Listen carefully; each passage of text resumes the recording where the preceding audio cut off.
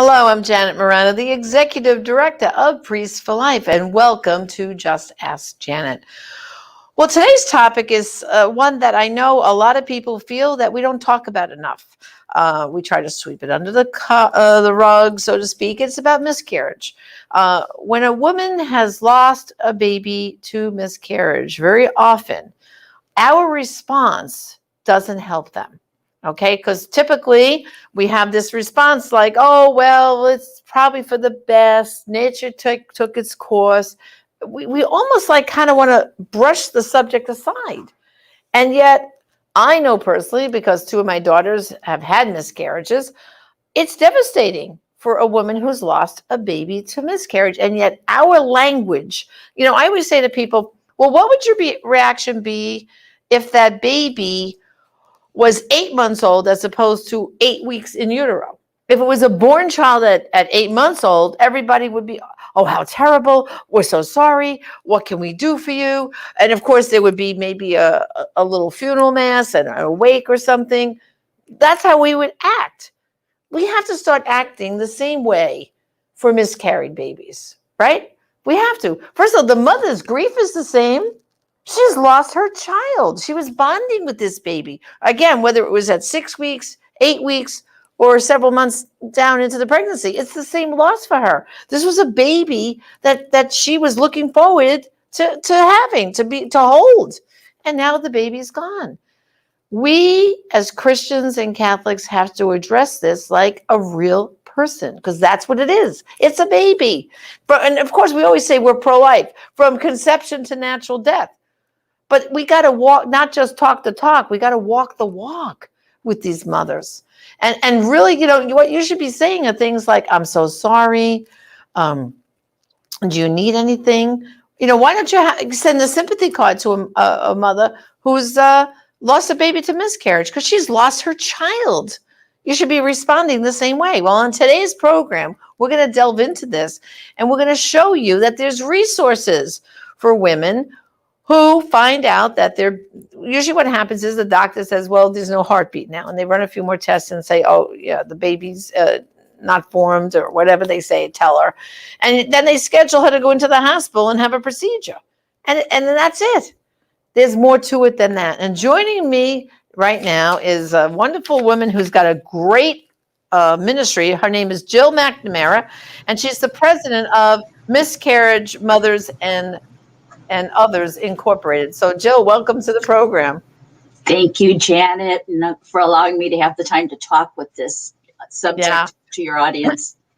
Well, and like I had said, when a woman loses a child through miscarriage, very often she's given an appointment, especially if it's early on. If it's the first trimester, the doctors usually schedule a D&C at the hospital, and no discussion is ever made about she can request the remains of her child, and you can have a burial and all that. So, can you tell us, what does your ministry do to help women in this circumstance? Well, what I did first is I had a law changed here in Indiana that says within 24 hours of a miscarriage, a mother is to be told she has a right to bury her baby. And she has to tell the hospital that she wants to do it. Unfortunately, I think mothers need advocates, because in the midst of that tragedy and of that miscarriage, all those things may not get communicated. And you have to go through the same process of burying your miscarried baby, your unborn baby, just like any other parent. There is no difference. So what we do is we help them know ahead of time, should this happen to you, these are some things you should know ahead of time. And if you do need help with burying your baby, call us. You don't have to live in Indiana for us to help you. During the summer, I helped a family in Pennsylvania, which I found out in the process was also trying to pass a law like Indiana's. So what we have designed for moms have told us that too many of them have had to just flush their baby down a toilet because they had no other option. So we had a series of meetings during 2019 with mothers, and that was like their number one concern. So in response, we developed a very discreet little miscarriage kit. I can just show you how discreet it is. It's this big. It's the size of a Kleenex package. Nobody will know what it is. And what this has in it is everything she would need to retain her baby's fetal remains, to take them to the doctor and to make sure that they're processed. We hope to give them to more women's care centers, who are probably the first people to diagnose that there is no heartbeat. So mothers will be prepared. Wow. And I mean, a kit like that, that's really only good, like we're saying, for the first trimester, correct? Actually, the bag that is in here is a bag that is used in a hospital. It would be a hospital toilet liner, and it fills the whole toilet. So it can hold quite a bit, a baby larger than, 12 weeks or first trimester. So nobody would want to have one of these kits, that we do know. We hope and we pray as we send each one out that it's something we give you that you'll never have to use. But if you do, you're going to be better prepared. Right. So now, in Indiana, you have this law. Just tell us a little bit about the law in Indiana. What is it called? It is called House Bill 1190, Treatment of Miscarried Remains. What I love about it is, one of the things I got to work with, Governor Pence was our governor at the time, so that was cool.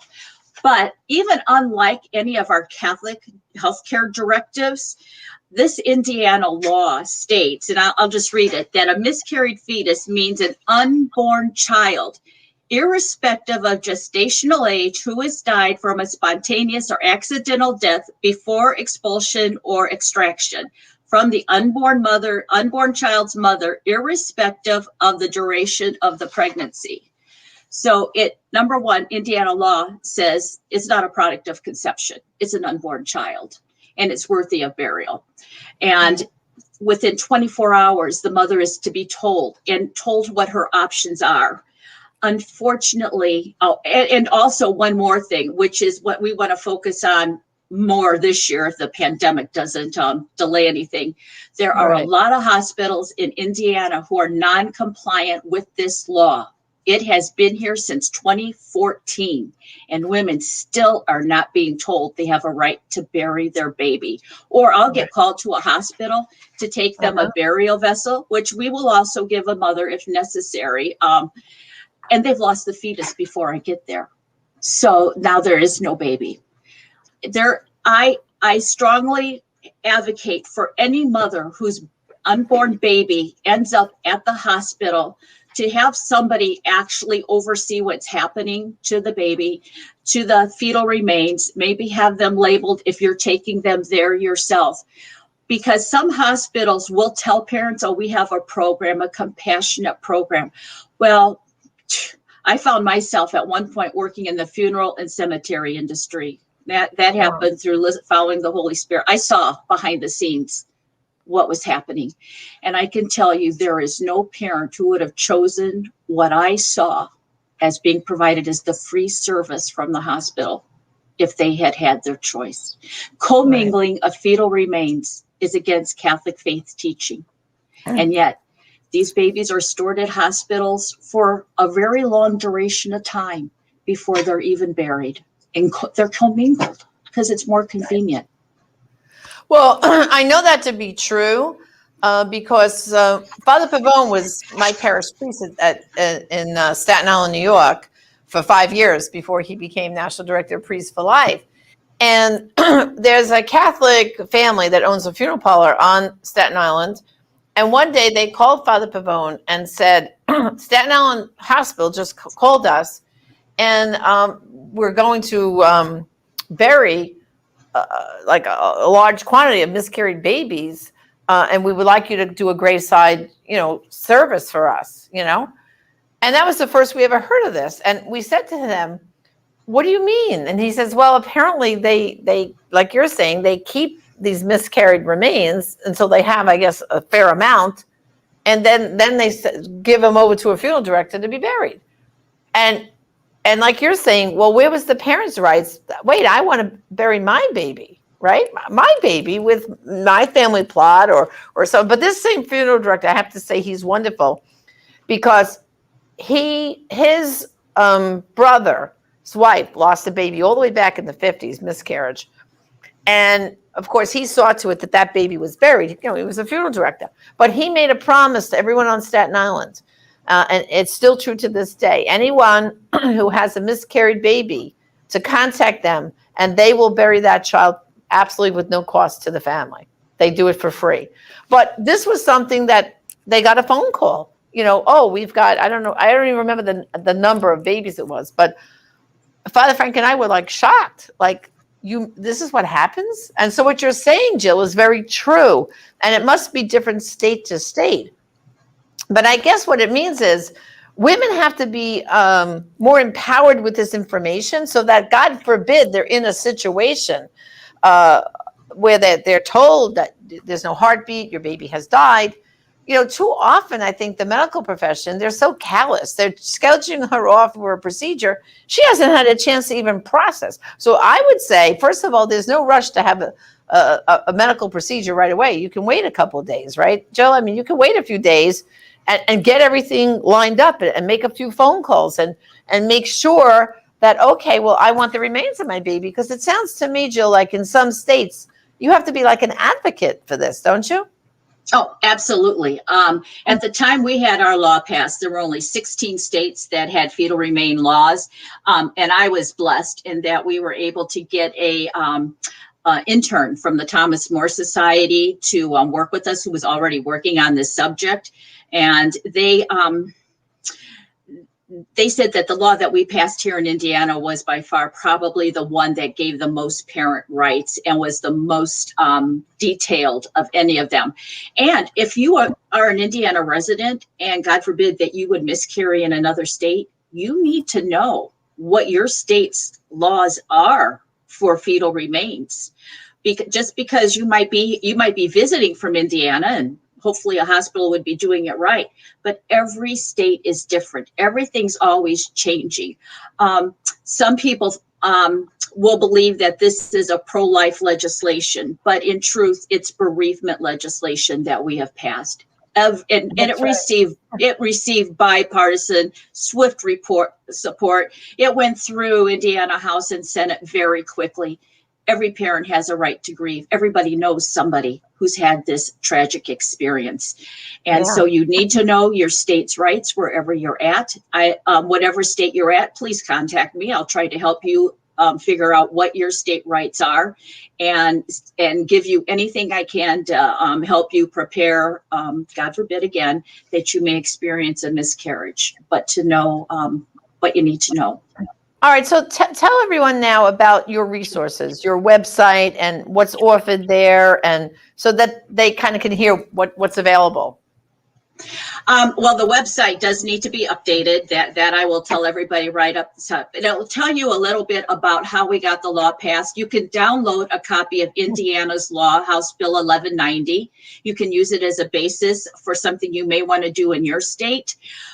We educate. Our focus is, we actually, when I found out that the law was not being followed, became a nonprofit organization.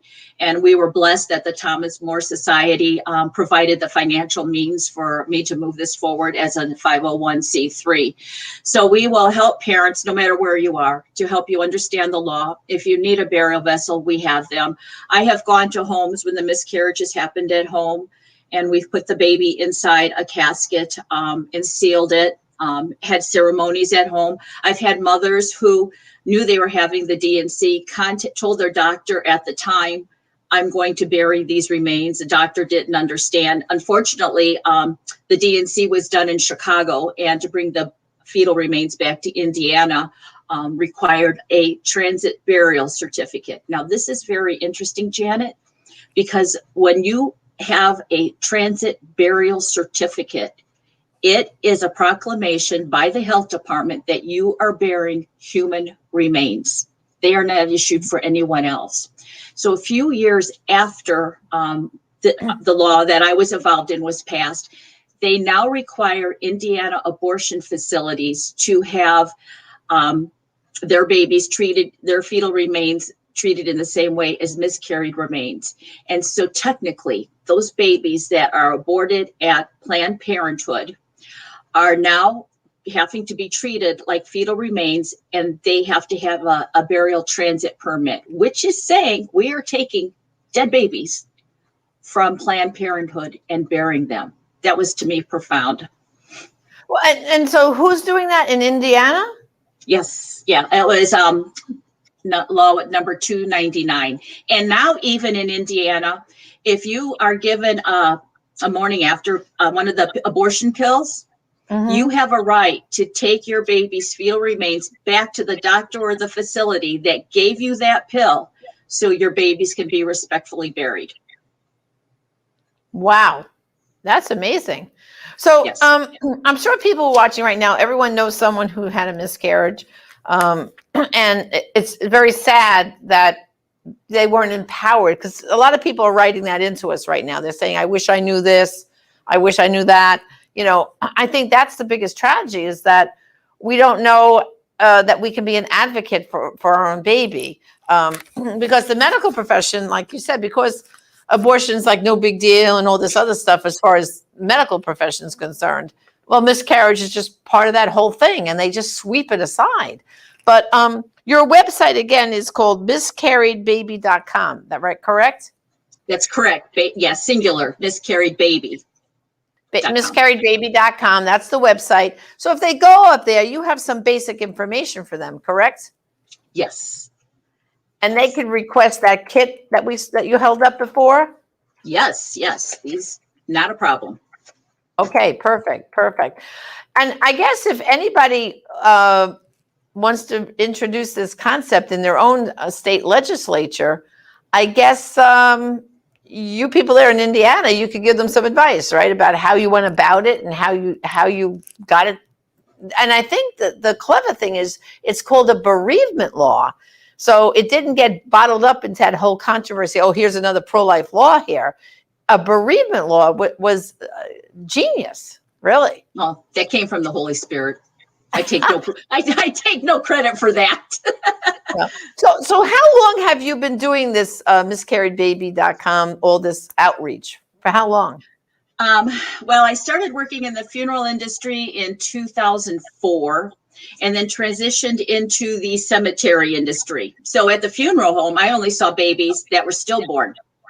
It wasn't until I got to the cemetery and I saw the common burials, which I thought actually had come from a Planned Parenthood because it looked so horrible. I really did. But the advocacy part of this began with the birth of my child, who was born with disabilities. So I have learned to start advocating since 1985.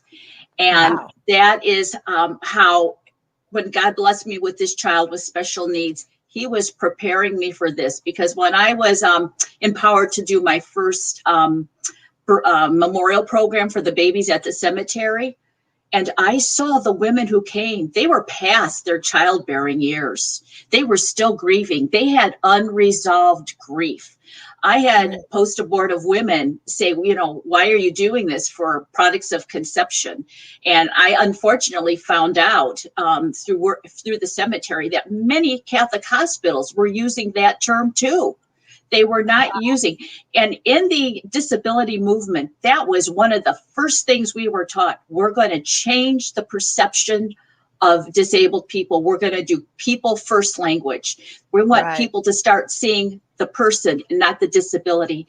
And I've given more than one, when I public speak, more than once say, this is what we need to do for our unborn babies. Every time you hear somebody say, oh, products of conception, oh, you mean an unborn child.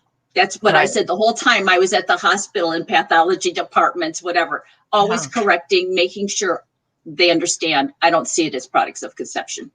That's right. And that's what I said in the very beginning of this program, that our attitude and the phrases we use when we hear a woman has miscarried a baby is so important.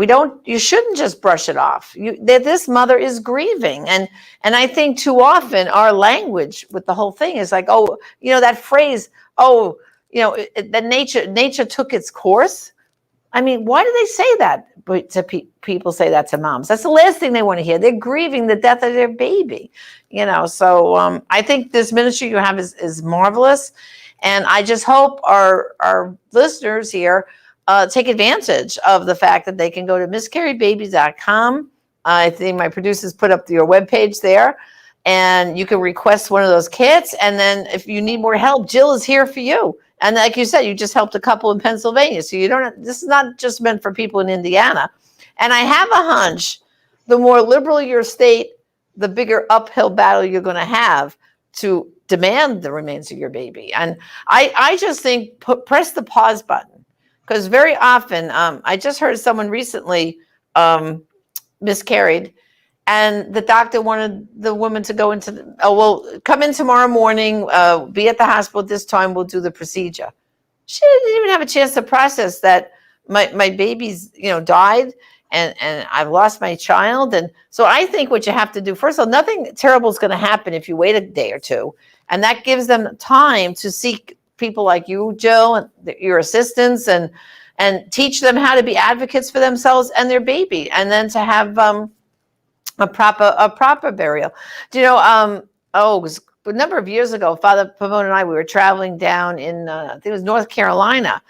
And we were speaking at this one church, and a family came up to us at the end of the service and said, would you come with us tomorrow to the cemetery? And we said, sure, why? And she said, well, our miscarried baby was buried there, but tomorrow we're getting the stone put in, and we'd like Father Pavone to bless the stone. I mean, it was beautiful. The other, children, they had 4 other children, and this baby's name was Felicity, Jill. And I'll never forget it. I mean, this happened 20 years ago. All right. This story is 20 years old. And I said to the mom, I said, well, how old was little Felicity, when you lost her? You know what she said? 7 weeks. And imagine, at 7 weeks, she got the remains of little Felicity, and they had a Catholic priest. They did a mass for the baby, and then they went out to the cemetery, and they buried the baby. And now we got to see this beautiful stone they had made for that baby. And you could see for the family, it gave them such comfort to know that this is where their baby is, instead of this, who knows where kind of thing, So I really want to thank you for the service you're providing, because I think too many women feel like there's no one out there to help me. No one's out there to help me. And I wish you all the best, Jill. And again, if brothers and sisters, if you want more information, miscarriedbaby.com, Jill is there waiting to help you. And that's what we want you to do. Let's spread the word. So thanks for joining me. Okay, Jill. And I just continue to pray that more women get to this information before it's too late. So thanks for joining us today. Well, brothers and sisters, thank you too for joining me on Just Ask Janet. I know this is a difficult topic, but it's very often not addressed, and it needs to be. And so I'm hoping you will be ambassadors of this message. Miscarriedbaby.com, spread that word out there, because people like Jill, they're advocates to help you in case you find yourself in this situation. So this is Janet Morena, Executive Director of Priests for Life. Thank you for joining us for this program. God bless.